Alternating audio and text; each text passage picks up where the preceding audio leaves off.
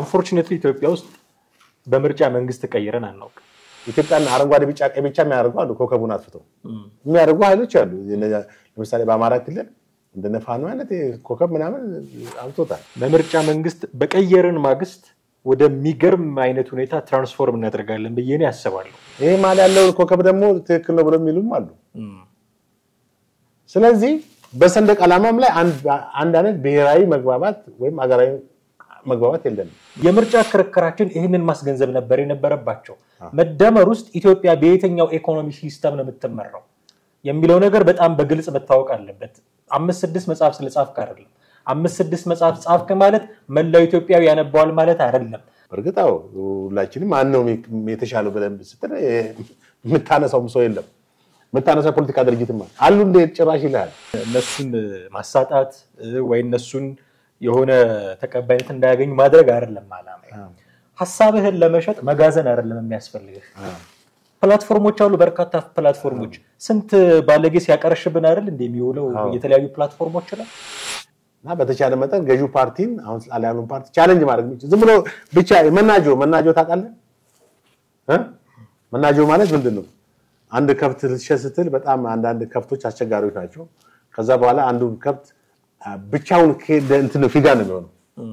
ያስቸግራል ለመሸጥ ሌላ ከብቶች አብረት ተወስዳለህ 2-3 ከብቶች ይረጋጋል ከብት ካያጠገቡ እንትን አሁንም በሰላም ይሄዳል ምንድናቸው እነዚህ መናጆ ይባላሉ የፖለቲካ ፓርቲዎችም የመናጆ ስራ ነው ይሰራሉት ብቻ ምርጫ ላይ ይሄዱና ገዢውን ፓርቲ እንደገና ለሚቀጥለው 5 አመት አሳልፈውት አጅቦት ይሄዳሉ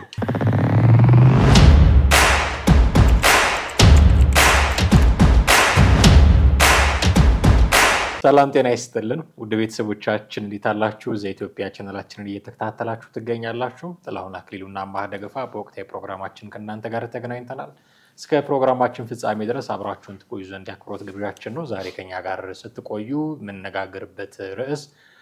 ከሰሞኑ ምርጫ ቦርድ ጊዜያዊ የጊዜ ሰሌዳ ይፋ አድርጎ ከፖለቲካ ፓርቲ ተወካዮች ጋር ለመነጋገር ምክክር ለማድረግ ሙከራ አድርጎ እንደነበር የሚገልጹ ዘገባዎችን እየሰማን ነው ይሄን አስመልክቶ በጥቅሉ ስለ ዘንድሮ ስለሚደረገው ምርጫ ይደረጋል አይደረግም አከራካሪ ቢሆንም ያንን የተመለከቱ ጉዳዮች ግን ለማነሳሳት ወደናል እስከ ፕሮግራማችን ፍጻሜ ድረስ አብራችሁን ቆዩ ጥሌ እንዴት ነህ ሰላም ነኝ እግዚአብሔር ይመስገን አለው የምርጫ ጉዳይ እዚህ ሰሞን መነጋገሪያ የሆነ ነው ምርጫ ቦርድ ጊዜያዊ ሰሌዳ ይፋ አድርጎ ለተወካዮች ለፓርቲ ተወካዮች ለጋዜጠኞች ዝግ የሆነ ውይይት አድርጎ እንደነበረ እና እዛ ውይይት ላይ ደግሞ በርካታ የፖለቲካ ፓርቲ ተወካዮች ሰላም ደህንነት ጸጥታ በሌለበት ሁኔታ ምርጫ ማድረግ አስቸጋሪ ነው የሚሆነው የሚል ግብረ መልስ ሰጥተው እና ለመወያየት አመቺ አይደለም የሚል አቋም ይዘው እንደወጡ ነው በተለያዩ አማራጮች የሰማ ነው የዘንድሮው ምርጫ ይደረግበታል ብሎ ምርጫ ቦርድ ያወጣው የጊዜያዊ ጊዜ እንደገና ደግሞ እየተደረገ ያለው እንቅስቃሴ በጥቅሉ እንዴት ነው ያገኘው እንግዲህ ባለፈው ሰኞ ዕለት ጥቅምት 10 2018 ዓ.ም በስካይላይት ሆቴል ኦልሞስት ወደ 60 የሚሆኑ የፖለቲካ ፓርቲዎች ማለትም የክልልና የአገራዊ ፓርቲዎች የሚዜጋ ፖለቲካ የተደራጁ ፓርቲዎች በተገኙበት ነው የሚዲያ አካላቶች አልነበሩም ዝግ በሆነ ሁኔታ ነው ያካሄደው የምርጫ ቦርድ ከነዚህ የምርጫ የፖለቲካ ፓርቲዎች ጋር በቀጣይ በዘንድሮ ዓመት በሚካሄደው ፖለቲካ ማለት ምርጫን አስመልክቶ ረቂቅ ሰነዶችን ያቀረበው እነዚህ ረቂቅ ሰነዶች ምንድነው ምርጫው በግንቦት 24 2018 ዓ.ም በፊታችን ግንቦት ማለት ነው እንደሚካሄድ በዚህም ጊዜያዊ ውጤት ሰኔ 3 እና 4 አጠቃላይ ውጤት ይፋ እንደሚያደርግ አስታውቋል ከምርጫ በኋላ ማለት ነው ከፖለቲካ ፓርቲዎች በተካሄደው በዚህ እንትን ላይ ከህዳር መጀመሪያ እስከ ወሩ አጋማሽ ድረስ በምርጫ ላይ የሚወዳደሩ የፖለቲካ ፓርቲዎችና የግል እጩዎች የምዝገባ ጥሪ ይካሄዳል ማለት ነው በፖለቲካ ፓርቲም በግል ለሚወዳደሩ ከህዳር እስከ ህዳር አጋማሽ ድረስ ጥሪ ይካሄዳል የምርጫ አስፈጻሚዎችና ዝርዝር ለፖለቲካ ፓርቲዎችና ለህዝብ ይፋ ማድረግ ደግሞ እስከ ህዳር 19 ጀምሮ በጥር የመጀመሪያው ሳምንት ላይ ይጠናቀቃል አጠቃላይ በምርጫ የሚሳተፉ እጩዎች ምዝገባ ከታህሳስ መጀመሪያ እስከ ጥር መጀመሪያ ይካሄዳል።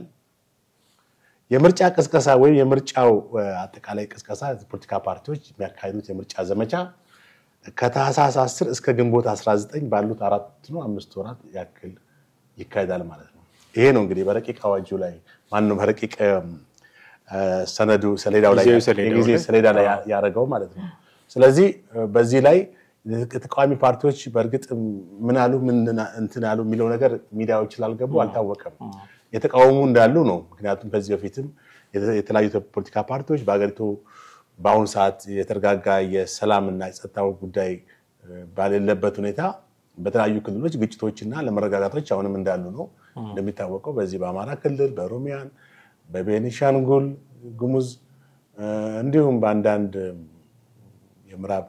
እና የደቡብ ኢትዮጵያ አካባቢዎች ምስራቅም አልፎ አልፎ የሚታዩ እንትኖች አሉ፣ ያለመረጋጋት ሁኔታዎች አሉ። እንደውም የፖለቲካ ፓርቲ ማነው እነዚህ የታጠቁ ኃይሎች ከሚያካሂዱት ጥቃትና ግድያ ዝርፊያ በተጨማሪም የሆኑ ግለሰቦች ሽፍቶችም የተደራጁ መኪና ያስቆሙ የሚዘርፉበትና ምን የሚሉበት ድንገት ታውቃለህ እንግዲህ ሰዎች በዘፈቀደ የሚገደሉበትና እንትን ሁኔታ ነው ያለ። ስለዚህ ሁልጊዜ ምርጫ ሊካሄድ የሚችለው ደግሞ የተረጋጋ እንትን ሲኖር ነው፣ የፖለቲካ ሁኔታ ሲኖር ነው፣ ሰላም ሲኖር ነው፣ ጸጥታ ሲኖር ነው። ህዝቦች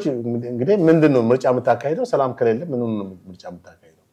እና አጠቃላይ በአገሪቷ ዘላቂ ወይም አስተማማኝ ሰላም አለ ለማለትም አያስደፍርም፣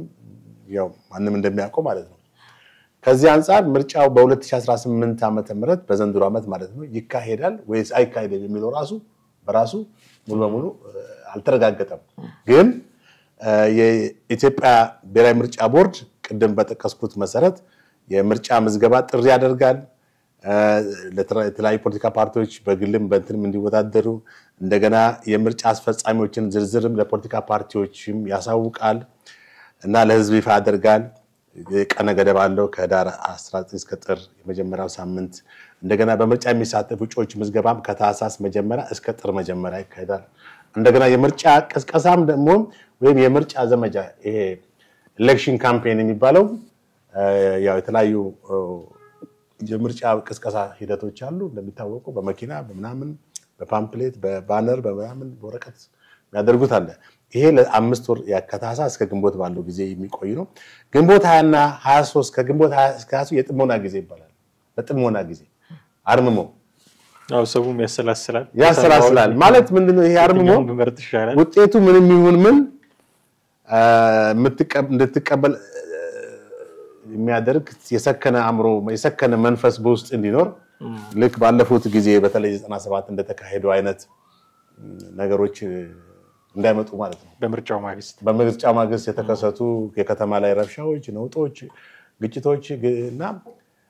አንዳንድ አላስፈላጊ ነገሮች ተከስተዋል። ያው የምናውቀው ነገር ነው። እንደዛ እንዳይከሰት ነው እንግዲህ በአጠቃላይ በስካይላይት ሆቴል ባለፈው ሰኞ ያካሄደው ምርጫ ቦርድ ከተቃዋሚ ፖለቲካ ፓርቲዎች ጋር ያካሄደው ስለ ምርጫው ስለ ቀጣይ ምርጫ ስለ ዘንድሮ ምርጫ ማለት ነው ለ7ኛ ጊዜ ነው የሚካሄደው። ይሄ ነው እንግዲህ ኢትዮጵያ ካልተሳሳትኩኝ አሁን 7ኛ ነው የሚሆነው ዘንድሮ ሊደረግ የታሰበው ምርጫ። ባለፈው የሁለቱን ምክር ቤቶች የጋራ ስብሰባ የዚህን ዓመት መክፈቻ የጋራ ስብሰባ ሲያደርጉ ፕሬዝዳንት ታዬ አጽቀሥላሴ እንደው በጨረፍታ ነክተውታል። ዘንድሮ ምርጫ የሚደረግበት ዓመት ነው በሚል ይደረጋል ተብሎ ይጠበቃል ማለት ነው። ምርጫ ቦርድም እንዲህ አይነት እንቅስቃሴዎች እያደረገ ከሆነ የመደረግ እድሉ ሰፊ ነው የሚል ነገር ልናነሳ እንችላለን። ቅድም አንተ እንዳልከው የተለያዩ የሰላም ችግር በተለያዩ የኢትዮጵያ አካባቢዎች ላይ ከመኖሩ አንፃር ምናልባት የሚሉ ማመንታት ውስጥ ሊያስገባን የሚችል ጉዳይ ቢሆንም ግን የፕሬዝዳንቱንም ንግግር የምርጫ ቦርድንም ደግሞ እንደዚሁ የጊዜያዊ ሰሌዳ ማውጣት ፓርቲዎችን አሰባስቦ ማወያየት ደረጃ ከደረሰ እቅድ አለው ማለት ነው ዘንድሮ ይሄንን ለማድረግ። ይሄኛው 7ኛ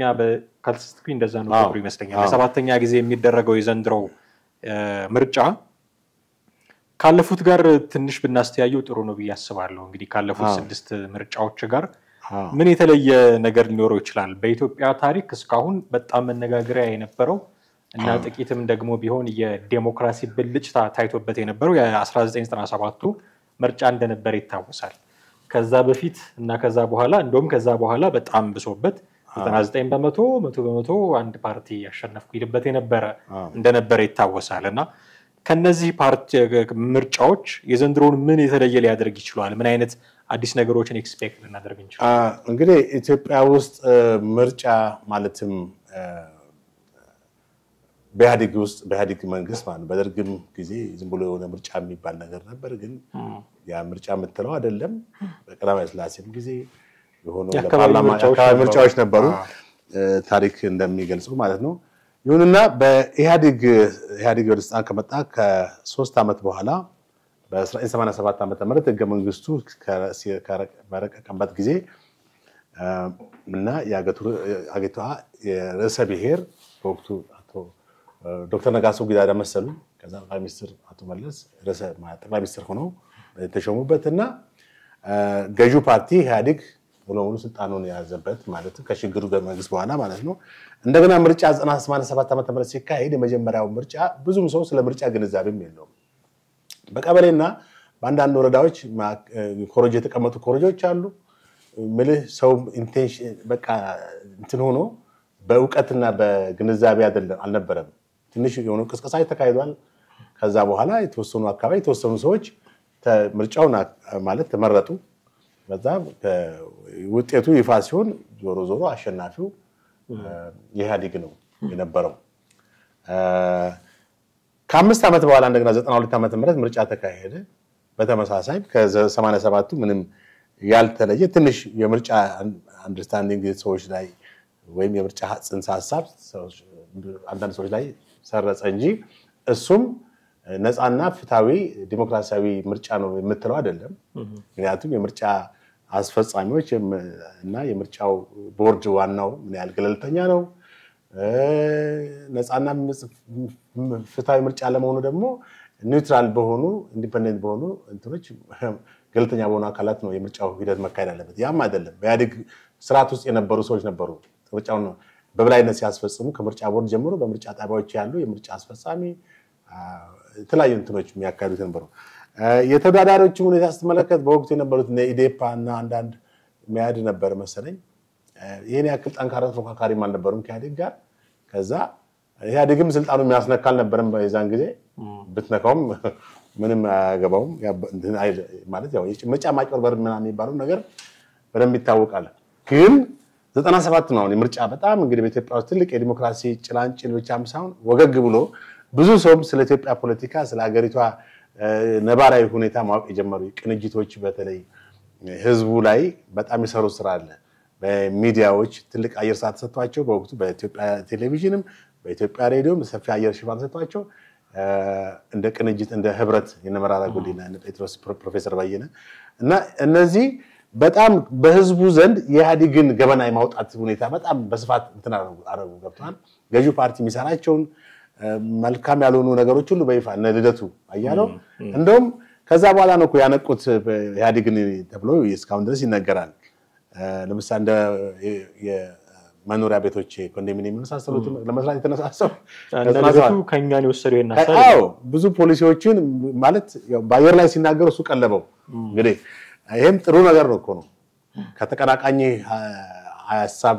የተቀናቃኝን ሐሳብ ወስደም ተግባራዊ ማድረግ ትልቅ ነው ነገር ነው። እና 97 ዓመተ ምህረት እንደምታወቀው እንግዲህ በመላ ሀገሪቱ ከፍተኛ ሞቢላይዜሽን ነበር፣ ከፍተኛ የህዝብ መነቃቃት ነበር፣ ከፍተኛ ሰው በቃ አንገሽግሾቴ ማለት በወቅቱ የኢህአዴግን መንግስት ለመጣል በጣም ኢቭን በሰራዊት ውስጥ እንኳን ራሱ እንደዚህ የሚል ምልክት ሲያሳዩ እንደነበር እናስታውሳለን። ወታደሮች ማለት ነው ፖሊሶች የቅንጅት ምልክት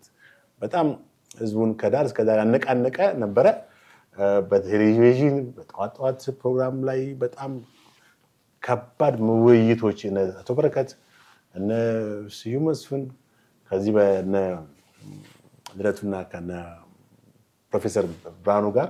አደገኛ ሙግት ያካሂዱ እንደነበረ ማንንም ያስታውሰው ነው። በወቅቱ እንግዲህ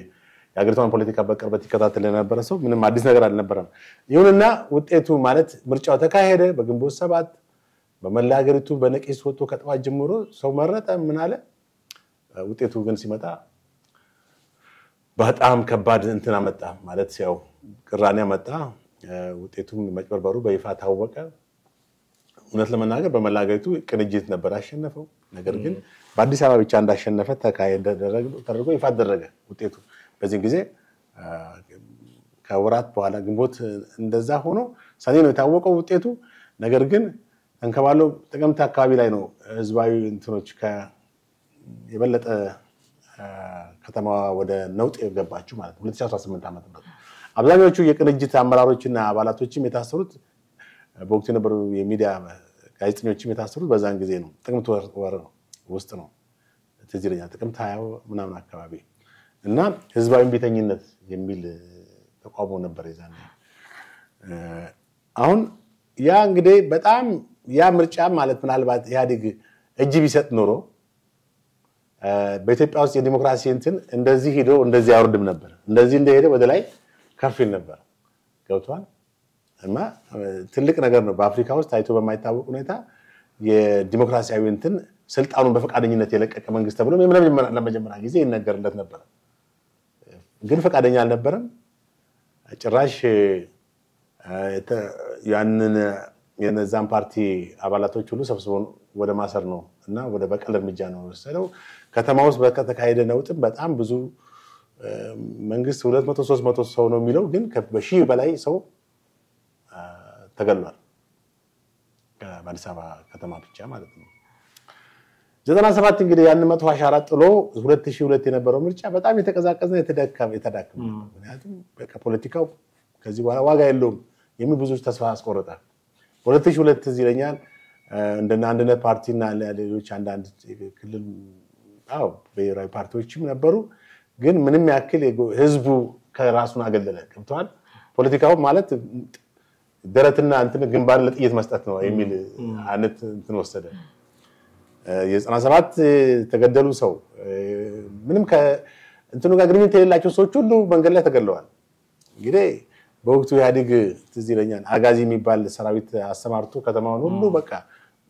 በጣም በሚያስፈራ ሁኔታ በሰራዊት አጥልቆት ነበር እና ዘ2000 ከ97 በኋላ በቃ የዲሞክራሲ በርቶ የነበረው ፋክት እንትን ብሎ የነበረው የዲሞክራሲ እንትን እንደገና ከሰመ ከባድ ነው ይሄ ማለት እንግዲህ ህዝብ ስለሀገሩ ማን መምራት እንዳለበት አውቆ ነቅቶ እንደገና በዛ እንትን ውስጥ የዲሞክራሲ እንትን ሲዳፈንበት ራሱን ምልክ ከመሞት መሰንበት የሚል ተወ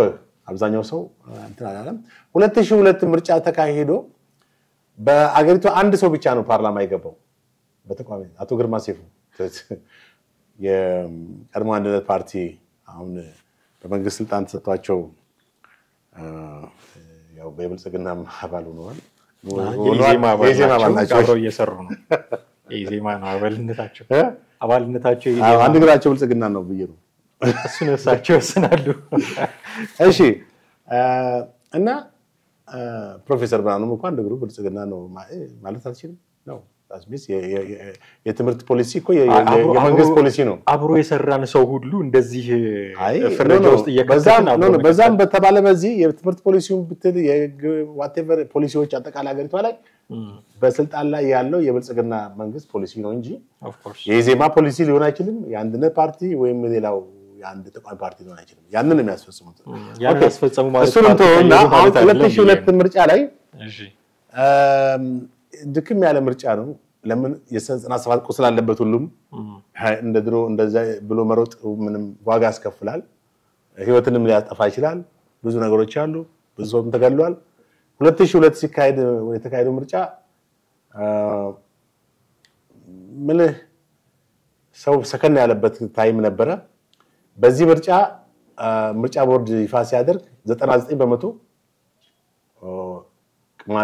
ማነው ኢህአዴግ አቶ መርጋ በቃና የተባሉ በወቅቱ የነበሩ ፕሮፌሰር መርጋ በቃና 99% ማሸነፉን ይፋ አደረጉ በአጠቃላይ አገራዊ ምርጫው ውጤት ማለት ነው አንድ ሰው ብቻ ፓርላማ ላይ አንድ ወንበር አገኘ ማን አቶ ግርማ ሴፉ የብቸኛው ተቋሚ ፓርላማ አባል እሱ ነበር ከዛ በኋላ በ2007 ነው የተካሄደው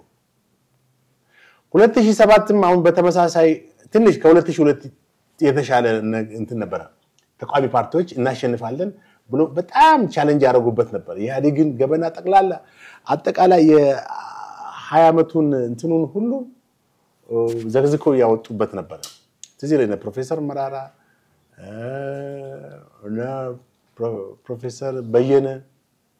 እና ሙሼ ሰሙ ነበሩ ሌሎችም በጣም ዶክተር ጫኔ ከበደ ደም ታዋቂ ፖለቲከኞች ነበሩ እነ ዶክተር ኃይሉ አሪያ እንጀር ግዛቸው የመሳሰሉ ነበሩ በ2007 ላይ ማለት ነው ከአንድ ፓርቲ በመድረክ ስር ያሉ ፓርቲዎች በጣም ትንሽ እንቅስቃሴ ሲያደርጉ ነበር አሁን ሰማያዊ ፓርቲ ያኔ ነው ነበር ሰማያዊ ፓርቲም ነበር የሺዋስ አሰፋ ነበሩ ከ2000 ከዛ በኋላ ወዴት ነው የሄዱት ከሰማያዊ ከአንድነት ፓርቲ ወጣ ማለት ነው አንድ ፓርቲ ነበሩ ከዛ በግጭት ምክንያት ነው ተጣልተው በፖለቲካ ልዩነት በግለሰብ ጸብ ሳይሆን ወይ በሌላ ሰው በፖለቲካ አመለካከት ወይ በመርህ ደረጃ መሪ ከበብ በመናምን በሚል ነው እንግዲህ ነቅለው ወጡት እነ ኢንጂነር ይልቃል ጌትነት ምናምን አሁን ከዛ ከሰማያዊ ፓርቲ 2007 ነበር 2007 በኋላ ነው ወዴት እንደገባ እንግዲህ ያው ብዙ መክሰም ለፖለቲካ ፓርቲዎች መክሰም ይፈጠራሉ ይወለዳሉ የሞታው ያደርጋሉ ከዛ ይከስማሉ አንደኛ በገዢው ፓርቲ ራሱ ብቅ ሲሉ ድብን ያደርጋቸዋል ሁለተኛ በራሳቸው ውስጣዊ ሁኔታ ፖለቲካ ፓርቲዎች በግጭትና በልዩነት በአመለካከት በአመራሩ በስራ አስፈጻሚ በመናምን ሁሉ ይጋጫሉ ይሄ በውስጥ ቅራኔያቸው ብዙ ጊዜ ጎልቶ ይወጣሉ ወደውጪ ኢቭን እስከ መደባደብ ሁሉ ይደርሳሉ አካላዊ ጥቃት ቦክስ እና በ2007 በተካሄደው ምርጫ እንግዲህ አይለማርያም ደሳለኝ ትዝ ይለኛል ከምርጫ ቦርድ ውጤት ተቀበለው ሲናገሩ 100% ነው ያሉት 99% 2000 ነው 2002 ነው 100% 3 ወር ሳይቆይ ቄሮ ከግንጭ አካባቢ ተቃውሞ ጀመረበት ማለት ነው በቀን ብሎ 2007 ውጤት ይፋ እንደሆነ መቼ ነው ይፋው ነው ወደ ሰኔ አካባቢ ነው ቄሮ የተነሳው መቼ ነው ወደ ጥቅምት በ2008 ነው በቀን አለ በቃ የኢህአዴግ አገዛዝ ብሎ የቄሮ እንቅስቃሴ በዚህ በምዕራብ ኦሮሚያ አካባቢ በዚህ በግንጭ በአምቦ አካባቢ ወጣቶች የሆነ ጫካ ተመነጠበር በሚል ነው እንግዲህ መነሻቸው ግን ቢሆንም ፖለቲካ ውስጣቸው ገዢውን ፓርቲ አገዛዝ አንገፍፏቸዋል እና ተቃውሞ ታነሱ ከዛ በኋላ ያለ በመንግስትም ተቃውሞን ያዳፈነ ምን ያለ በአንድ አመት ባልሞላ ይፋኑ ተነሳ የሁለቱ ቅንጅት ያያየለ ከዛ ጣና ኬኛ የሚል ተዝላል ኦሮሞ አማራ ተጀመረ ከዛ የኢህአዴግ እንትን በውስጥ መቦርቦር ጀመረ በውስጥም በውጭም እንትኖች ተፈጠሩበት ኢህአዴግ 2010 መጋቢት ላይ እንግዲህ የሆነውን ማንንም ኢትዮጵያዊ የሚያቆር ጠቅላይ ሚኒስትር አብይ ወደ ስልጣን መጡ ይሄ ምንድነው የ2007 ምርጫ ይፋ ከሆነ በኋላ ነው የሚገርም ምክንያቱም 100% አሸንፋለሁ በ2007 በ2007 ምርጫ ተጨብሯል 100% በተገኘበት 99% በተገኘበት ምክንያቱም አንደኛ ተቃዋሚ ፓርቲዎች የነዚህ እጩዎቻቸውን በትክክል ሄደው ምርጫ ቅስቀሳ የሚያደርጉበት ሁኔታ አልነበረም ኢህአዴግ በወቅቱ ምርጫ ሲያካሂድ ሁሉ ነገር መንገዶች ይለቀቃሉ ምክንያቱም ሁሉ ነገር ያሱ ተቃዋሚዎች በሚያደርጉበት ሰዓት በተለያዩ ክልሎች እኛ በዛን ጊዜ ጋይጻ ስናዘጋጅ መጥተው በጣም ብዙ ቦታዎች ይደውሉልን ነበር ምርጫ ማድረግ አልቻልንም ከደቡብ ከኦሮሚያ ከተለያዩ ቦታዎች እንደዚህ ይደውሉ ነበር በአካልም መጥተው ቢሮ ድረስ ምርጫ ማድረግ እንዳልቻሉ ተመዘገቡ እንጂ ምንም ነገር እንደ የግል አካባቢ ካድሬዎች እንደሚዝቱባቸው ምናምን ይናገሩ ነበር በአጠቃላይ እንግዲህ 2010 ሳቸው ከመጡ በኋላ የተካሄደው 3ኛ 4 ማን ነው 6ኛ ሀገራዊ ምርጫ መቼ ነው 2013 ክረምት ላይ አይደለ ተካሄደ ያው ምናልባት እንግዲህ እሱ ምርጫ የተሻለ መሰለኝ ነፃ ነው የተወሰኑ የፖለቲካ ፓርቲ አመራሮችም ወዲያው ጥሩ ነው ብለዋል እንደነበረ ውጤቱን እንደሚቀበሉ ሲናገሩ ነበር አዎ ምክንያቱም እንትን ነበር ምክንያቱም ያለፉት 5 ምርጫዎች ያፈጠሩት ችግር ስለነበረ ቢያንስ በዚህ ምርጫ እንኳን አትሊስት ብለው ትልቅ አላፍነት ትልቅ መስዋዕት የተከፈለበት ነው ለሌቱ እስከ በንጽጽርም በርካታ እስከ 6 ሰዓት ሁሉ እስከ ነበር ምርጫው በጣም ረጅም ሰዓት ወስዶ በቃ በአጠቃላይ እንትን ብሎ ስልጣን ላይ ያለው የብልጽግና ፓርቲ ነው ያሸነፈው ዞሮ አሁንም 100% ነው 100% እንኳን የገባዋለው የተቋመች ኦፍ ኮርስ ምክር ቤት ያለው የተቋሚ ፓርቲዎች አሉ የአማራ ክልል አብን ገብቷል አብኖችም ገብቷል በግል የተወዳደሩ ገብቷል አብንና ኢዜማም አንድ ገብቷል ኢዜማም 100% አይደለም ኤኒዌይስ አሁን 7ኛ ሀገራዊ ምርጫ ነው የሚካሄደው ይሄ 7ኛው ሀገራዊ ምርጫ ከነዚህ ከ6ቱ ምርጫዎች ምንድነው ልዩነት ሊኖረው የሚችለው እንግዲህ መጀመሪያ ውጤቱ ነው ልዩነቱን መናገር የሚቻል ውጤቱ ስትመለከተው ነው ወደፊት አሁን ይሄ ነው ያ ነው ብለ መተንበይ አይቻልም ግን አሁን ባለው ተጨባጭ ሁኔታ ላይ ቅድም እንዳልተባባል ነው በአገሪቷ ምርጫ ሊካሄድበት የሚያስችል ፕላትፎርም አለ ወይ የምርጫ ቅስቀሳ ማድረግ ይቻላል ወይ በአማራ ክልል በኦሮሚያ ተንቀሳቅሶ በመኪናም ተዟዙሮ ጨርቅ እና ባነር ሰቅሎ የምርጫ ቅስቀሳ ማድረግ ይቻላል ወይ የሚለውን ስትመለከት በጣም ብዙ ነገሮች ከባድ እንደሆኑ ምክንያቱም ሰዎች በሰላም ወጥቶ መግባት በማይችሉባቸው ብዙ ቦታዎች አሉ አንጻራዊነት አዲስ አበባ ነው ሰላም እንጂ አዲስ አበባ ወጣ ስትል በዚህ በኩል ወጣ በዛ ብዙ አለመረጋጋቶች እንዳሉ ታያለ ምርጫ ቅስቀሳ ለማካሄድ የተረጋጋ አትሞስፌር መኖር አለበት ስለዚህ ከናካቴው ሁለተኛ 7ኛውን ዙር ምርጫ ማድረግ የሚያስችል አትሞስፌር አለ ወይ የሚለው ጠይቃለን አሁን በቀደም ኢትዮጵያ ተቃሚ ፓርቲዎች ጋዜጠኞች ቢሳተፉ ጥሩ ነበር እኛም መረጃ እንሰማ ነበር በዋናው ሚዲያ ምን ሰማ ነበር በተለያዩ ማህበራዊ ሚዲያዎችን ምን ሰማ ነበር ማለት ተቃዋሚዎች ያነሷቸው ነጥቦች ምን ነበሩ ወይ ተቃዋሚዎች ምርጫውን በጭራሽ ማድረግ አንችልም ብሎ ሊሆን ይችላል ፎርስ ግን ያ ሚዲያዎች ሳልገቡ ምንም ሚዲያ ማን እንዳለ በእርግጠኝነት ማን ምን እንዳለ አይታወቅም አሁን ግን የምርጫ ቦርድ ለማድረግ ውሳኔ ወስኗል በራሱ እቅድ ስላለው ነው ይሄን ነገር እቅዱን አስቀምጧል ያው ረቂቅ ሰነዱን ረቂቅ የምርጫ ጊዜ ስለለ አስቀምጧል እንግዲህ እኛ ቢካሄድ መልካም ነው የሚለው ምክንያቱም ህዝብ ሁሉ ጊዜ አማራጮችን ማየትና እንት ማለት አለበት ሌላው ምናልባት መታነሳው ነጥብ ካለ አይ እኔ እንኳን የዘንድሮ ምርጫ ያው ይደረጋል አይደረግም የሚለው ክርክር እንዳለ ሆኖ ግን የሚደረግ ከሆነ እኔ ከውጤቱም ይደረግ አይደረግ ከሚለው ክርክርም በላይ ሂደቱ እኔ ዊሽም ማረጋው አይነት ሂደት ቢሆን ከዚህ በፊት የነበሩት ምርጫዎች እንደምታቀው unfortunately ኢትዮጵያ ውስጥ በምርጫ መንግስት ቀይረን አናውቅም በምርጫ መንግስት በቀየረን ማግስት ወደሚገርም አይነት ሁኔታ ትራንስፎርም እናደርጋለን በየኔ ያስባለሁ ምክንያቱም ህዝብ የተማመነብኝ አካል ነኝ ብሎ መናገር የሚችልበት ሁኔታ ስለሚፈጠር ያ በምርጫ ያሸነፈው ፓርቲ በምርጫ የሆነ መንግስት መቀየር የምንችልበት ሁኔታ ቢፈጠር እስካሁን የመጣነባቸው መንገዶች መምጣት ማናልፈባቸው መንገዶች ይሆኑ ነበር ግን ከዛ በላይ ነው ሂደቱ ላይ በደንብ መሰራት አለበት የማስበው የክርክሩ ሂደት ለምሳሌ ኢትዮጵያ ውስጥ የምርጫ ክርክር ርዕሰ ጉዳይ ሆኖ የሚቀርቡት በአብዛኛው ፖሊሲዎች አይደሉም ስለ ውጭ ግንኙነት አሁን መቼም የኛ ሀገር ምርጫ እስኪመስለን ድረስ ነው የአሜሪካን ምርጫ የምንከታተለው በየአራት አመቱ እና ያንን እዛ ምርጫ ላይ ያሉ የክርክር ሁኔታዎችን ስታይ የፎሬን ፖሊሲ በጣም ትልቅ መነጋገሪያ ነው ማህበረሰብ እንዴት ባለ ሁኔታ ፖሊሲ ተቀርጾለት ተጠቃሚነት ያገኝ የሚሉት ጉዳዮች በጣም መነጋገሪያ ናቸው እንደምታውቀውና እኛ ሀገር ግን ከዚህ በተቃራኒ ምርጫ ክርክር ሊደረግባቸው የማይገቡ ጉዳዮች ክርክር ላይ ሲቀርቡ ታያለ ህገ መንግስት መከራከሪያ ነው እኛ ሀገር ህገ መንግስት የምርጫ መከራከሪያ ሲሆን በጣም እኮ የሚያስቅ ነገር ነው ህገ መንግስት ማለት ሀገር የምትመራበት ሁሉም ሰው ተስማምቶ የሚገዛበት ሰነድ ነው። ይሄ የምርጫ ክርክር መሆን አልነበረበት። እኛ ሀገር ግን የምርጫ ክርክር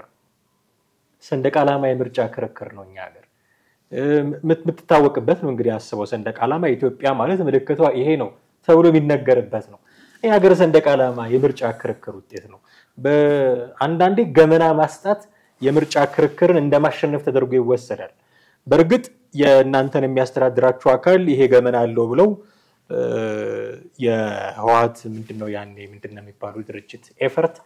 የዛን ጉዶች ምናምን የሚያወጡ የፖለቲካ ፓርቲዎች ነበሩ። የሚመራቸው አካል ይሄ ነው ጉዱን ወቁት አንድ ነገር ነው። ግን እንደ ትልቅ የምርጫ ክርክር ይቀርብ የነበረው እሱ ነው። ሰው የሚያስፈልገው ግን ምንድነው? ሰው ራሱ ይሄንን ነገር ይፈልገዋል የሚል ጥያቄ አለኝ እኔ። በእርግጥ ግን ሰው መምረጥ የሚያስፈልገው ከሆነ መስማት ያለበት ምንድነው? ተፎካካሪዎች ውስጥ ሊነግሩት የሚገባው ነገር ምንድነው የሚለው ጥያቄ ያሳስባል። ነገ ስልጣን ቢይዝ በዚህ ፖሊሲ ነው ማስተዳድር፣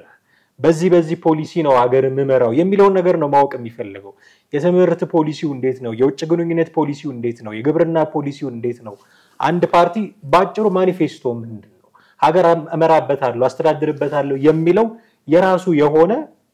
ሰነድ ይኖረዋል። ያ ሰነድ በነገራችን ላይ በጣም በሚያስቅ ሁኔታ የፖለቲካ ፓርቲ ነን ብለው ጋዜጠኞች ፊት ሲቀመጡ ማኒፌስቶአቸውን መናገር የማይችሉ የፖለቲካ ፓርቲዎች ያሉበት ሀገር ነው። እንደምታውቀው ይሄ የዚህ የሶሻል ሚዲያ ዘመን የኦንላይን ሚዲያ ሲስተም ያጋለጣቸው ብዙ ነገሮች አሉ። እስኪ ማኒፌስቶአችሁ ምንድነው ንገሩን ሲባሉ ገና እያዘጋጀን ነው የሚሉ ሰዎች ያሉበት ሀገር ነው። በምን ዙሪያ እንደተሰባሰበ ሳያቅ ፓርቲ የሆነ ግለሰብ ሁሉ ያለበት ሀገር ነው፣ ስብስብ ያለበት ሀገር ነው። እንዲህ አይነት ፓርቲዎች ይዘን እንዴት አይነት የምርጫ ክርክር እናደርጋለን በጣም ያሳስበኛል። እኔ ከውጤቱ በላይ ሂደቱ ላይ ብናተኩር ውጤቱ ቀስ ብሎ ይመጣል ብዬ አስባለሁ። እስካሁን ያደረግናቸው ምርጫዎች ላይ እኔ ሂደቱ በተለይም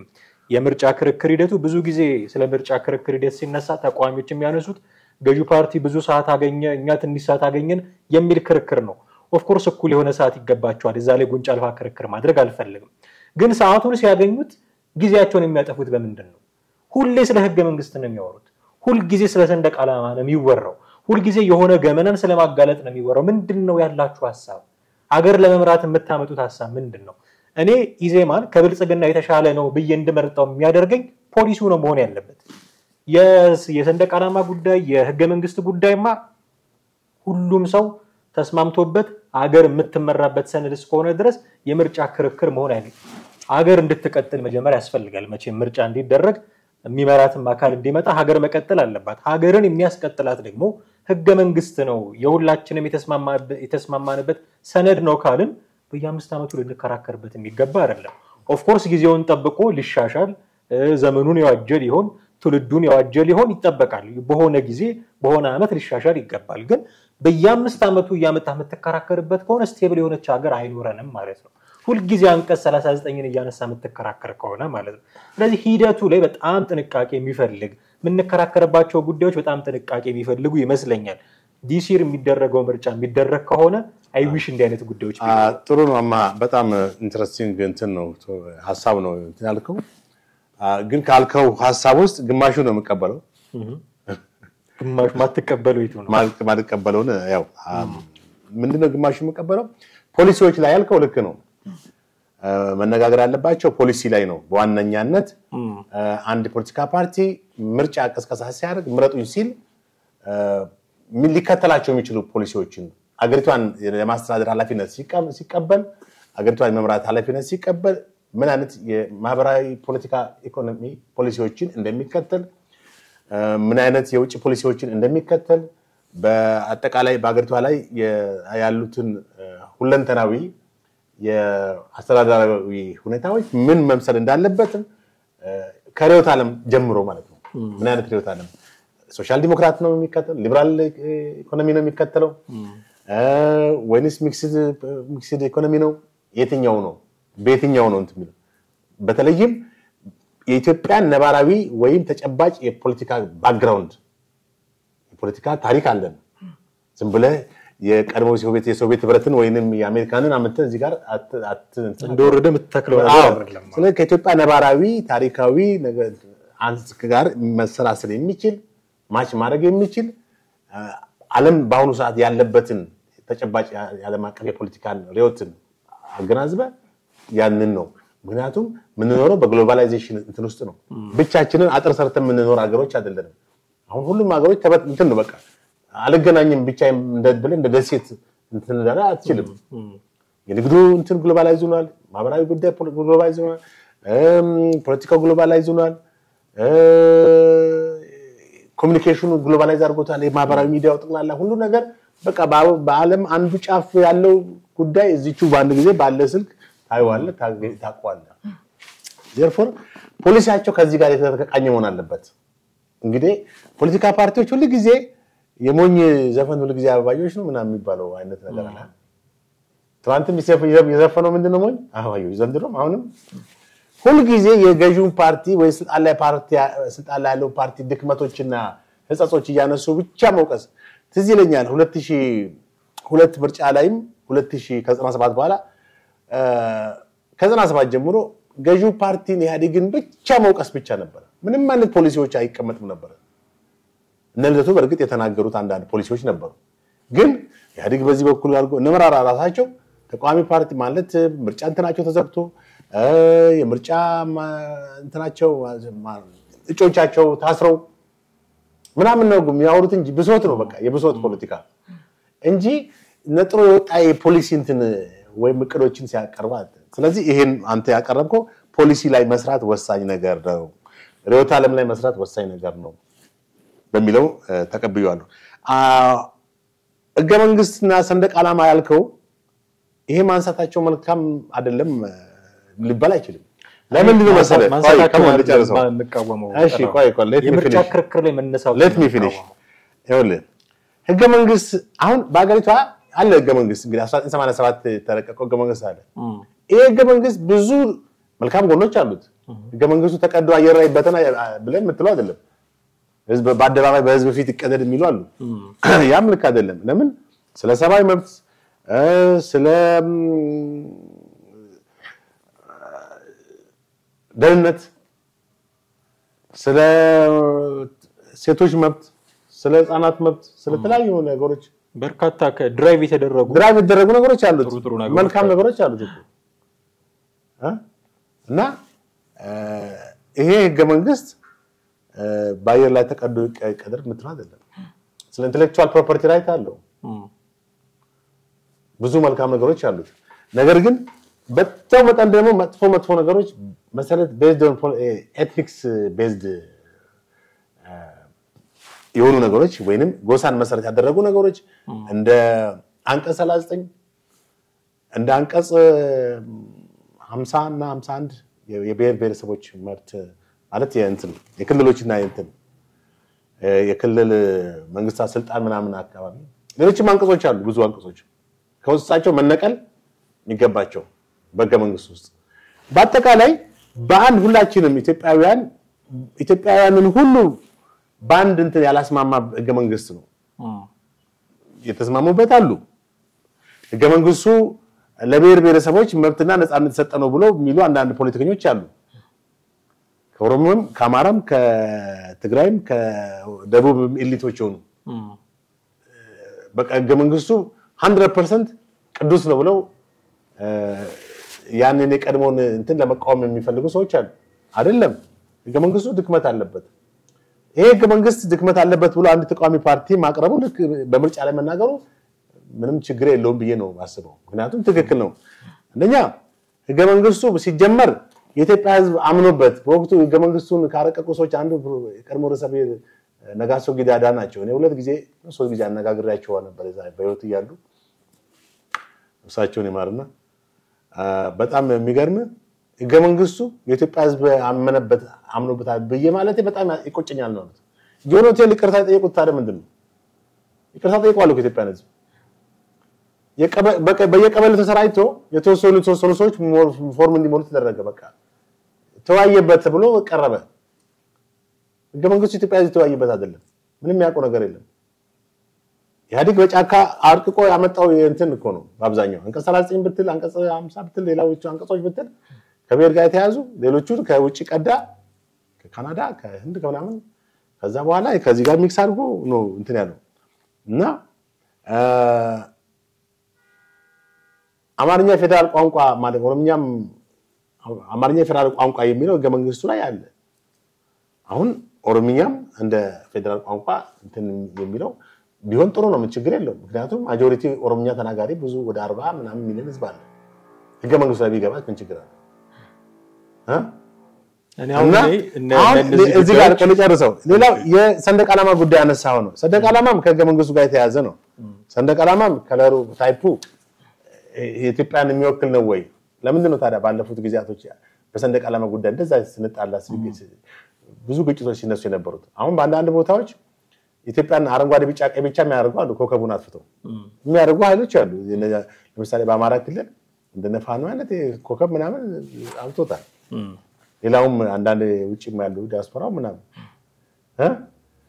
እዚህም ሀገር ያን የማይቀበሉ ሞልተዋል ይሄ ማለት ያለው ኮከብ ደግሞ ትክክል ነው ብሎ የሚሉም አሉ ስለዚህ በሰንደቅ ዓላማም ላይ አንድ አይነት ብሔራዊ መግባባት ወይም አገራዊ መግባባት የለንም ሁለት ሌሎች ከዚህ ከህገ መንግስቱ ጋር በህገ መንግስቱ የተጠቀሱ አንቀጽ 39 እና ሌሎችንም የሚያወዛግቡ የሚያጋጩ ምክንያቱም አንቀጽ 39 እኮ እንድቆጭ ብለህ ብታጠናው በደንብ ማለት ነው እንደ ትምህርት ዘርፍ ብለህ ብታጠናው በጣም እርስ በርስ ኮሜንታታ እንትን አለው እኮ በመሰረቱ አንድ ክልል ይገነጥላል ስላለ አንቀጽ 39 ላይ ቶሎ ማይገነጥላል ማለት አይደለም ይገነጥላል ማለትም አይደለም ቴክስት ታይም 2-3 አመት ይፈጃል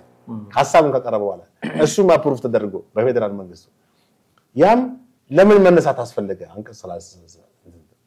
እና እርስ በርስ ክላሽ ያደርጋ የኢትዮጵያ ብሔረሰቦችና ህዝቦች የሚለው ወርድም ራሱ ብዙ ጊዜ በፖለቲከኞች ዘንድ ብዙ ትርጓሜና እንትን ሲሰጥ የነበረ ነው በአጠቃላይ ፖሊሲ ላይ ተቋሚዎች ፖሊሲ ላይ መናገር አለባቸው ሪዮት ዓለም ላይ መናገር አለባቸው የሚከተሉትን ሪዮት ዓለም ማስቀመጥ አለባቸው ፖሊሲዎቻቸውን መቅረጽ አለባቸው እንጂ ሁሉ ጊዜ እንደሞኝ ለቅሶ እንደሞኝ ዘፈን አንድ አይነት ነገሮች ማላዘን የለባቸው ከዚህ በተጨማሪ የፖለቲካ ፓርቲዎች ክሎት ያስፈልጋቸው እንትናቸው ፖለቲካ ዕውቀታቸው ሰፋ ማለት አለበት የኢትዮጵያን ፖለቲካ በደንብ አብጠርጥረው ማወቅ አለበት ዝም ብሎ ፓርቲያቸው ማኒፌስቶ ብቻ አይደለም ይዘው አንጠጥሮ ለህዝብ ለማለት እኔ አሁን ብዙዎቹ እኔም አቃቸዋለሁ እንግዲህ ከ17 በፊትም በኋላም አሁን ድረስ ማለት ነው ያው ከሚዲያ ላይ ስላልወጣም ማለት ነው ከህትመት ሚዲያ ወደዚህ በመጣም እዚህ ጠርተን ብዙዎችን ያነጋግርናቸው ነው ስለዚህ አሁንም ፖለቲካ ፓርቲዎች በቃ ግንዛቤያቸውን ማስፋት አለባቸው የሚናገሩትን ቃላቶች ሐሳቦች ሁሉ በጣም ጠንከር ያሉና ጆሮ ገብ መሆን መቻል አለባቸው የተለመደውን የድሮን ቋንቋ መጠቀም አለባቸው የተደመደው የብሶት እንትን ብቻ አይደለም በቃ ለህዝብ አሁን ሰልችቶታል በቃ አይደል እንዴ መስማት ያለበትን ነገር ሴሌክት የሚያደርግ ህዝብ ነው ዝም ብለ እንደፈለከ ብዙ ቻናል አማራጮች አሉት ይቀይራል አንተም ቢከንት ካልክ ሌላ ይቀይራል እንደገና በእጁ ላይ ባሉም ስልክ ብዙ ነገሮችን ብዙ የሚዲያ አማራጮች አሉት ስለዚህ የህዝብ ጆሮ ለመድረስ የተሻልኩ ነው ለመቅረብ የፖለቲካ ዕውቀታቸው የፖለቲካ አንደርስታንድ ግንዛቤያቸው ሰፊ መሆን አለበት እውነት ለኢትዮጵያ የሚያመጡት የተሻለ ሪዮት ዓለም የተሻለ ፖሊሲ በትክክል እነሱም ያመኑበት እነሱም ራሳቸው ያመኑበትና ለኢትዮጵያ የሚሻለው በግብርና በኩል ይሄ መሆን አለበት በንግድ በኩል በኢንዱስትሪ በኩል መንግስት የሚከተለውን ፖሊሲ በመተቸት አማራጩ ይሄ ነው የሚያስቀምጡ መሆን አለባቸው እንጂ አሁንም የተለመደው ብሶትና ጫጫታ ህዝብ ሰልችቶታል ይመስለኛል የኔ ልዩነት ምን መሰለህ ተለይ እኔ ህገ መንግስቱ ላይ ችግር የለም ይያልኩኝ አይደለም ሰንደቅ ዓላማው ላይ የሚነሳ ጥያቄ የለም ይያልኩኝ አይደለም ይነሳሉ ጥያቄዎች እነዚህ ጥያቄዎች ግን የፓርቲ ጉዳይ አይደሉም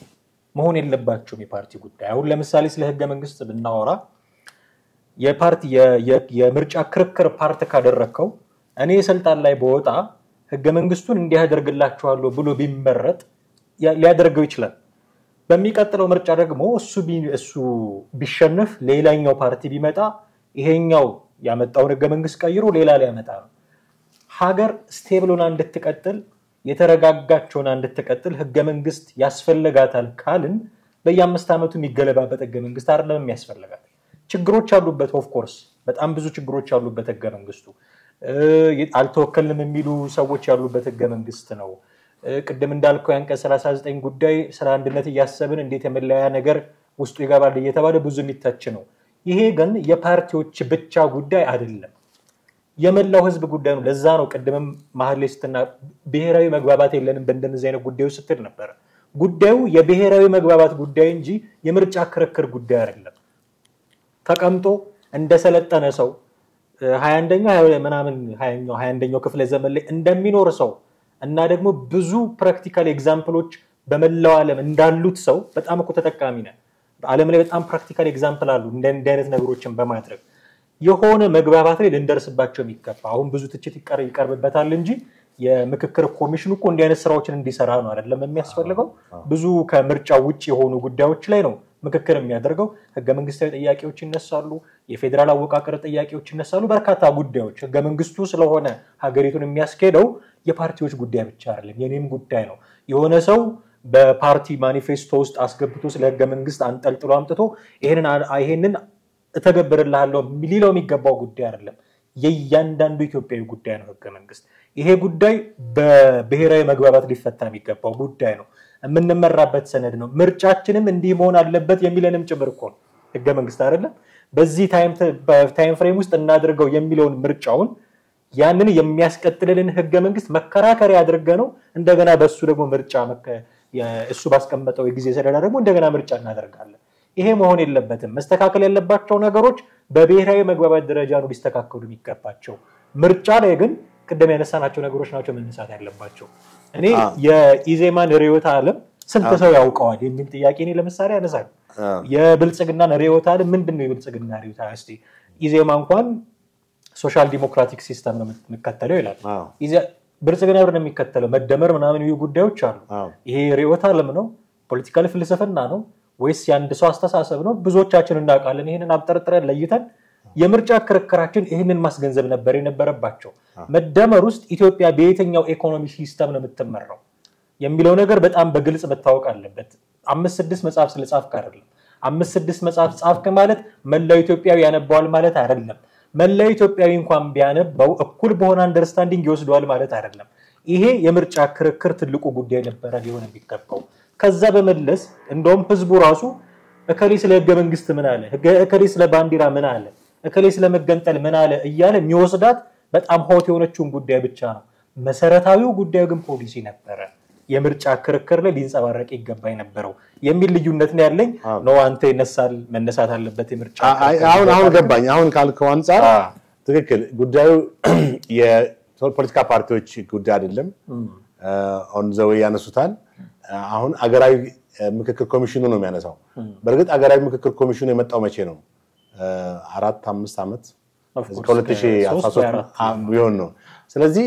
እንደ አገራዊ ምክክር ኮሚሽን አይነት አንድ አካል አልነበረም በዚህ ህገ መንግስቱን ሰንደቅ ዓላማ ጉዳይ ሌሎችም ከህገ መንግስቱ ጋር የተያዙ ነገሮችን ለማንሳት የሚችል ማለት ነው ስለዚህ ተቃዋሚ ፓርቲዎችም በዛን ጊዜ ሲያነሱ የነበረው የሚያነሳ አካል ስለሌለ ነው ነገር ግን አሁን አገራዊ ምክክር ኮሚሽን ብቻውን ይሄን ነገር አንስቶ መፍትሄ ያመጣል ወይ ያመጣል ወይ የሚለውን ደግሞ ጠይቅ ያደርጋል ምክንያቱም ወይ አሁን ፖለቲክ ማን ነው አገራዊ ምክክር ኮሚሽን መድረክ ነው የሚያመቻቸው ሰዎች እንዲወያዩ አጀንዳ ይቀርጻል በዛ አጀንዳ ላይ ሰዎች በተለያዩ በአዲስ አበባም በተለያዩ ክልሎች ይሄደ ውይይት አጀንዳ ነው እንጂ አስገድዶ ይሄ ነው የሚሻለው ለኢትዮጵያ ብሎ አይልም እኮ ሱሊ ላይ ይችላል አዎ የፖለቲካ ፓርቲዎች ግን ያለ ካለ መሆኑን በባንዲራ ጉዳይ ያለን ልዩነት ወደ አንድ ወጥ ወደ ሆነ ብሔራዊ መግባባት ያምጣን ህገ መንግስቱም ሁላችንንም በአንድ ማዕከልነት የሚያገለግል አይደለም ስለዚህ በአጠቃላይ አገራዊ መግባባት ያለው ህገ መንግስት ይቀረጽ ይሄ መንግስት ህገ መንግስት ይሄ አንቀጽ ይነሳና ይሄኛው ይቀጥል በዚህ ተኩብሎ ማለታቸው በፖለቲካ ካምፔናቸው ላይ ማቅረባቸው ያማያክል ይጎል አይደለም ይሁንና ግን አንተ ያልከውን ፖሊሲ ላይ ማተኮራቸው ርዕዮተ ዓለም ላይ ማተኮራቸው ወሳኝ ነገር ነው ምክንያቱም አገሪቷ እንግዲህ በአሁኑ ሰዓት ያለንበት ነባራዊና ተጨባጭ ሁኔታ ባለም አቀፍ ደረጃ በጣም ተፎካካሪነት ተወዳዳሪነት ነው ከቆም የትም ማንም እንትን አይደለም ንግዱ የኢኮኖሚው የተለያዩ ዘርፎች ሁሉ በጣም እንትን እየተወለጨፉ ነው ኢቭን ጎረቤታችን ሀገር ኬንያ ራሱ እንደርሰባት በማንችልበት ርቀት ላይ ነው ያለችው በብዙ ነገሮች በልጣናለች እኛ እዚህ ጋር በፖለቲካ በብሔር በሰንደቅ ዓላማ ስንጫጫው ኬንያ የትና ደርሳለች ኢቭን ምርጫ እንኳን እነሱ ባለፈው ተበላሽቶባቸው እንዴት አርገው ሪፎርም እንደሚያደርጉ አይታል እንዴት አርገው የተሰከነ ምርጫ ወዲያው እንደሚያደርጉ አይታል ያንን ማምጣት አልቻለም እኛ ስለዚህ ይሄ አገባኝም በፖለቲካ ወይ ፖለቲካና ኤሌክትሪክ ሩቅ ነው ብሎ አንዳንድ ሰዎች እንደሚሉት ሳይሆን አሁን ሁላችንም ስለ ሀገራችን የሚያገባን ከሆነ ያለፉትን ታሪኮች ወይ መጣባሳዎችን ዝም ብሎ ማስታወስ ሳይሆን አሁን በአገራዊ ጉዳይ ላይ መሳተፍ አለብን ምልህ የተቋሚ ፓርቲዎችን ሁሌ በማጣጣልና በመናቅ ብቻ እንትን ማለት የለብንም ያው እነሱም በርግጥ አንዳንዴ ወጣና እንደ ሸምበቆ ዘንከባለል የሚባል ነገር አለ ይዋሃዳሉ የሆነ ጥመት ይፈጥራሉ ከዛ በኋላ ስትል ተፈርሰው ወይም ተላይቶ ታያቸዋል ሰው እምነት ያጣባቸው ከዛ አንፃር ነው ዛሬ በፖለቲካ ፓርቲዎች አሁን ስለ ምርጫ ስታወራ አንዳንድ ሰው ቀል ምትቀልብም ይመስላል ማን ነው በቃ ይሄ መንግስት ይቀጥል አብይ ግዛ ምናምን ብሎ ይልሃል ኦፍ ኮርስ በርግጣው ሁላችንም ማን ነው የተሻለው ብለን ስትል የምታነሳው ሰው የለም መታነሳ ፖለቲካ ድርጅትም አሉ እንደ ጭራሽ ይላል በህይወት አሉ ይላል አሉ በርግጥ ግን ምንድነው የፖለቲካው እንትን መስፋት አለበት ይሄ እኮ ፌል ማድረጋቸው አንዱ ማሳያ ነው ጥሪ ይሄ እንደዚህ የሚባል የፖለቲካ ፓርቲ አለ ወይ ብሎ አንድ ዜጋ ከጠየቀ የለም በቆ ፓርቲው በጣም ፌል አድርጓል ማለት አዎ ማለት የፖለቲካ ፓርቲዎች ችግር ብቻም ሳይሆን የህዝቡን መቀባበል ነው ሁኔታ ነው እኔ ህዝቡን መውቀስ አልፈልግም ምክንያቱም ህዝቡ ከነገርከው ካሳየኸው ተስፋ የሚሰጥ ነገር ካሳየኸው 97 በቂ ማሳያ ነው ህዝቡን ልትፈርድ አትችልም ገብቷል 97 ላይ የነበረው መነቃቃት የመጣው ፓርቲዎች የሆነ ጥሩ ነገር ትንሽ ብልጭታ ነገር ስላሳዩ ነው አሁን ከዛ በኋላ የመጣው ነገር ግን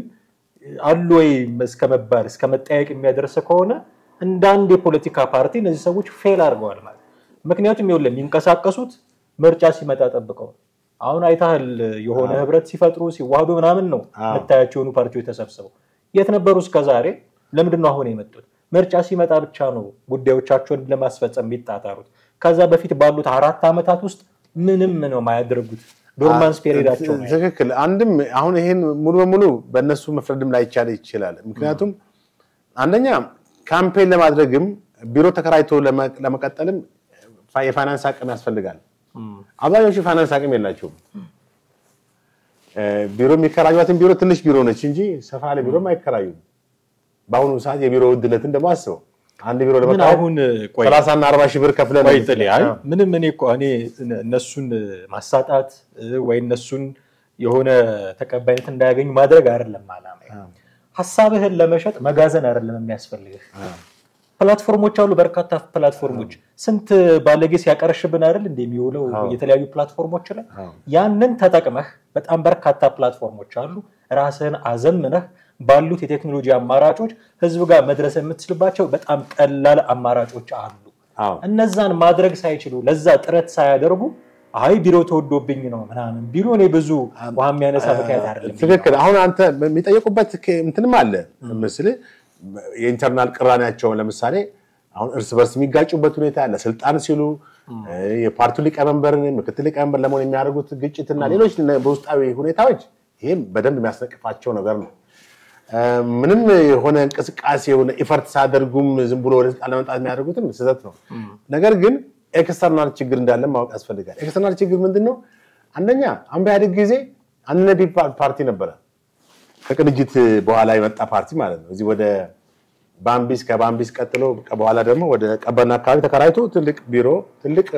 አንድ ሙሉ ግቢ ይዞ ሲንቀሳቀስ የነበረ በጣም አውትሻይን ያደረገ እንትን ነበር እሱን ኢህአዴግ በቃ ሰባብሮ ነው የለቀቀው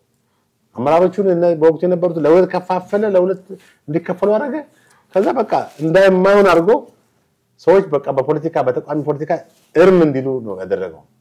ይሄም ቀላል አይደለም ማለት ከገዢው ፓርቲ በራሱ ያደርግ የነበረው ኢንቮልቭመንት ያደርግ የነበረው ጫና ቀላል አልነበረም በተቋሚ ፓርቲ ውስጥ ያሉ ሰዎች ተስፋ እንዲቆርጡ አብዛኞቹ አንዳንዶቹ ወደ ንግድም ገቡ ወደ ምንም ገቡ የራሳቸውን ቢዝነስ ጀመሩ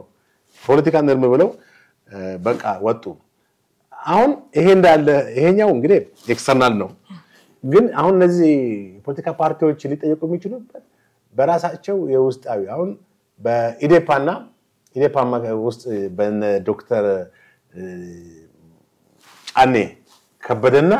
ባና ልደቱ መካከል አሁን የስልጣን እንትን በጣም ከባድ ፍርድ ቤት ደርሰው ሁሉ በቃ የኔ ፓርቲ ነው በሚል እኔ አስታውሳለሁ ዘገባው ሲመጣኛ ጋር ኢዴፓ የነልደቱ ፓርቲ ማለት ነው ከዛ በኋላ ለምርጫ ማን ነው ምርጫ ቦርድ ነው ማን ለነ እንትና ሰጥቶ ነበር ለነ ጫኔ ዶክተር ጫኔ ለነዋሲውን ከዛ በቃ በዚህ እና ተልደቱ ጋር እንደዚህ መጨረሻ ለያኛው ሲከስ ያኛው ሲረታ ያኛው ሲከስ ያኛው ይሄ ምን ትለዋለህ ይሄ ምንድነው በፓርቲው ውስጥ ያሉት አባላቶች አመራሮች መካከል የስልጣን ሽኩቻ የሊቀመንበርነት እንትን እነኔ መምራት ያለብኝ ፓርቲው ነው የሚል ለሁለቱም አይደለም ፓርቲው ከሰመ መጨረሻ ላይ ኢዴፓ የሚባል ጠፋ እነሱም ዶክተር ጫኔ ፓርቲውን አክስሞ ነው ወደ እንትን የገባው ወደ ኢዜማ የገባው አይተዋል ብዙ እንደዚህ አይነት ፖለቲካ ፓርቲዎች አሉ በክልል በአገራዊ ፓርቲም በክልል ፓርቲ የተደራጁ ፓርቲዎች እና ይሄ ችግር አለባቸው በአጠቃላይ ማለት ነው የምንድነው በውስጥ አሰራራቸው መካከል ጤናማ ያልሆኑ ግንኙነቶች ወይንም የስልጣን ሽኩቻ አለ ፓርቲውን የራስ አድርጎ የመጠቅለል ሊቀመንበር ከሆነ ፓርቲው ሊቀመንበር በቃ ፈላጭ ቆራጭ ነው ገና ወደ አገሪቱ መምራት ሳይል በፓርቲው ውስጥ አምባገነን ይሆናል በፓርቲው ውስጥ አምባገነን የሆነ ሰው ስልጣን ላይ ሲወጣ የሀገር ስልጣን ሲይዝ የሚሆነውን ማሰብ ነው እና እነዚህ አይነት ችግሮቻቸውን ማቅረፍ አለባቸው አሁንም የመዋሃድና የመቀናጀት እንትናቸውን መቀጠል አለባቸው ነው ማለት ምክንያቱም አሁን ባሉበት ሁኔታ ወደ ህዝብ እንትን መድረስ የሚችሉበት አቅም አይደለም ያላቸው ማለት ብቻቸውን ከሚሉ መዋሃዱ ህብረት መፍጠሩ ለምሳሌ መያድና እናት ፓርቲ የመዋሃድ ሁኔታ ፈጥሮ ነበር እናት ፓርቲ መያድ ያፓ ዚንጻ ላይ ነው ያለው ስለዚህ እነዚህ ፓርቲዎች የመዋሃድ ሁኔታ ፈጥሮ ነበር በኋላ ላይ ምን ላይ እንዳሉ ግን አላውቅም እና በተቻለ መጠን ገዢው ፓርቲን አሁን ስላላሉን ፓርቲ ቻሌንጅ ማድረግ ነው ዝም ብሎ ብቻ መናጆ ታውቃለህ መናጆ ማለት ምንድነው አንድ ከብት ልትሸስትል በጣም አንድ ከብቶች አስቸጋሪዎች ናቸው ከዛ በኋላ አንዱ ከብት ብቻውን እንትን ፊጋ ነው የሚሆነው ያስቸግራል ለመሸጥ ሌላ ከብቶች አብረት ተወስዳለ ሁለት ሶስት ከብቶች ይረጋጋል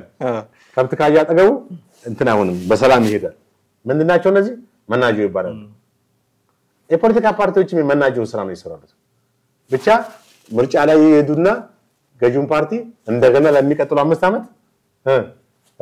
አሳልፈውት አጅቦት ይሄዳሉ አየመናጆ ስራ ነው ለምን ቻሌንጅ ያደርጉ ስለዚህ ኤክስተርናል ችግሮቻቸው እንዳሉ እንግዲህ ምንም ከያድግ ጀምሮ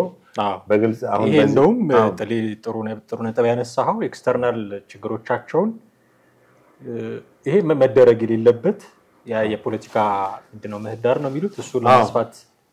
ሪሊ እሱ ላሰፋ ነው የምትል ከሆነ እንደ አይነት ጫናዎች መቆም አለባቸው ፓርቲዎቹም ግን እንደ በቀላሉ በተገፉ ቁጥር ደግሞ የሚወድቁ መሆን የለባቸውም ገና ለገና ሀገር ውስጥ ያለ መንግስት ገፋኝ ብለህ በቀላሉ የምትንገዳገድ ከሆነ ነገ እኮ ስልጣን ስትይዝ የሚገፋ ፓርቲ አይደለም ሀገር ነው የሚሆነው ሌላ ራሱን የቻለ ሀገር ሊመጣብህ ነው ጫና ሊያሳድርብህ ነው እንዴት ነው የምትቋቋመው እሱን የሚለውንም ደግሞ ማሳየት መቻል ይገባል እንደ መጨረሻ ሐሳብ እንደማጠቃላይ ገዢው ፓርቲም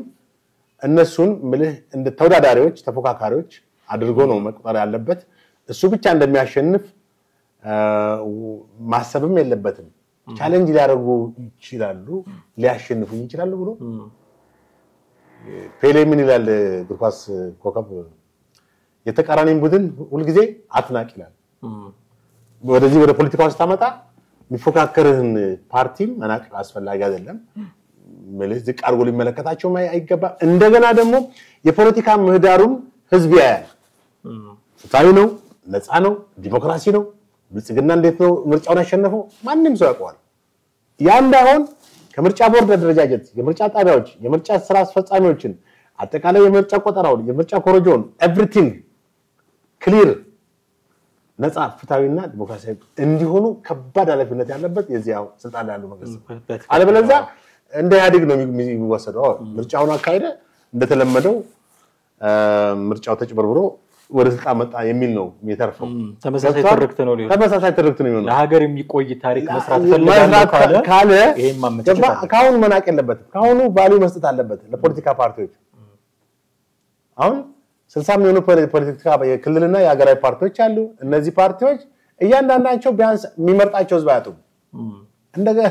ቢያንስ በሆነ ክልል የመጡ ፓርቲዎች የዛ ክልል ህዝብ እኮ አፕሩቭ ያደርጋቸዋል ያንንም ከግንዛቤ ውስጥ ማስገባት አለ ሌላው እዚህ ጋር እንደማጠቃለያ ብያለሁ እንደማጠቃለያ ምርጫው አሁን ኢዜማ ያቀረበው እንትን አለ ኢዜማ ያቀረበው ምንድነው ምርጫው ፕሮፖርሽናል ሪፕሬዘንታቲቭ አሁን ይሄ እኛ ሀገር ያለው ምርጫ ፖፑላሪቲ ምርጫ ነው ፖፑላሪቲ ማለት አብላጫ ድምጽ ያገኘ ነው የሚወጣ በቃ አሸናፊው ታውቃለህ ገሌና ገሌ ተወዳደሩ ገሌ የበለጠ ድምጽ አመጣ 500 መራጭ ነበረ 500 250 ሰው አገኘ ተብሎ ያኛው የሚያልፍበት ማለት ነው ይሄ ሪፕሬዘንታቲቭ ግን በሆነ ቦታ የሚካሄድ ምርጫ ላይ ድምጽ ባይገኝም ይሆን 20% 30% ያደርጉ ሰዎች they do have they can get a parliament chair ምክንያቱም ያም ሰው ድምጽ ሰምቶ አያውን አንተ ባልመረጥከው ሰው ነው ትመራ ማለት ነው እገለም መርጬው ነበር ተሸነፈ ባልመረጥከው ሰው ትመራለህ ድምጽህን ደግሞ ይመረጥከው ያስተጋባልሃል ውስጥ ተጋባ ዳሶል ይሄ ፕሮፖርሽናል ሪፕሬዘንታቲቭ ምርጫ በጣም አሪፍ ነው አንደኛ የመጨረር እንትኑ ይቀነሰ ነው እንትናም ፓርላማ ይገባል እኔም ፓርላማ ገባለሁ ምንም አዲስ ነገር የለም እሱን ጥዬ እኔ ብቻ አልገባም ሶ ካመንበት ደግሞ የእንትናም ፓርቲ ፓርላማ ይገባል እኔም ፓርላማ ስለዚህ ሁለታችንም ወንበር እናገኛለን ፕሮፖርሽናል ነው ደግሞ የሚገቡትም ስልጣን የሚያወጣው አካል ጋር ስለሆነ ስለ ህጋውጪ አካል ጋር ነው ህጋውጪው ስለሆነ እና እንትኑ ባላንስ እንደ ይሄ ቼክ እንደ ባላንስ ይሆናል ምንድነው መሰለ በአገሪቷ እንትን ላይ ፖሊሲ ላይ በግብርናው ላይ ይሄ ወጣ ፖሊሲ ሲል ልክ ነው እውነትን ነው ብሎ አይባልም ዝም ብሎ አንተ እንዳልከው መናጆ ሆኖ መናጆ ታሪክ ያበቃል እዚህ ጋር ምንድነው ካውንተር አታክ ታደርጋለህ ኖ የፖሊሲማ ለህንድም አልበጀም እንትና አልበጀም አፍጋኒስታንም ለፓኪስታንም አልሆነም የፖሊሲ ተከተለ ነበር ሮንግ ነው ይሄ ይሻላል ብለ የምትልበት ሊሆን ይችላል አይ ዊሽ ይሄ እንዲሆን በዚህኛው ምርጫ ጀምር እንደዛ እንዲሆን እንመኛለን በርካታ ነገሮችን አነሳን ጥሩ ቆይታ ነበር ማለት ተስፋ አድርጋለሁ ጠዲ እጅግ አድርጌ አመሰግናለሁ ውድ ቤተሰቦቻችን እናንተም ከኛ ጋር ነበራችሁ ቆይታ እጅጉን አድርገን እናመሰግናችኋለን የእናንተ ሐሳብ ምንድነው ዘንድሮ ሊደረግ በሚችለው ቅድበት ያዘለት ምርጫ ላይ እናንተ ሐሳብ ምንድነው ሐሳብ አስተያየቶቻችሁን በተለመደው መንገድ ደግሞ ልታደርሱን ትችላላችሁ ጥላውና ክሊሉና ማደገፋ ነበርን ጤና ይስጥልኝ